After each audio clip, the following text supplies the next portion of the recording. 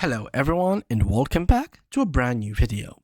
In today's tutorial guys, I'm going to show you how to fix editor not loading. So the legacy editor, if it wasn't loading, then this is a big issue because the editor is what lets you test the website and view it as a simple viewer, like as a normal, without all the type of things that you will have right and left. And also it will allow you to add and edit certain amount of things within the website without having all these basically all these buttons around. And simply it is called legacy editor for a reason, because it simply has the simple click here and edit stuff. It's direct click and edit, which is simpler than having all the random menu in general. So this is for all people who doesn't like many things. Yeah, this is something that helps them a lot. So how can we get the access to it, and what happens if we don't have the access to it?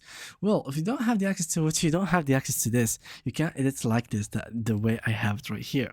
So what you need to have the access to it starts by creating your browser caching cookies. You can go here, click on cookies in site data and go and delete all of those. Click on done. And once you did that, you can go to history also and make sure to delete browsing data from here, so you can have the cookie that might have malfunctioning or interrupting your connection to the legacy editor removed, and you will simply go to default mode.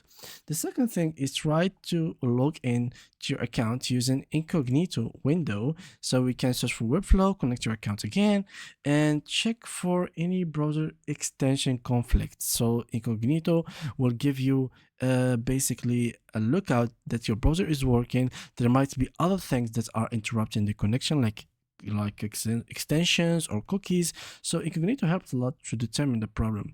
If incognito doesn't work, then that means either your browser isn't updated to the latest version, or your browser isn't supported by Webflow. So try to use other browsers. And finally, if that doesn't work at all, try to contact the support team and check the status webflow.com webpage, so you can check if there is any maintenance in their services. And yeah, that was it. Thank you guys for watching, and see you guys in the next upcoming video.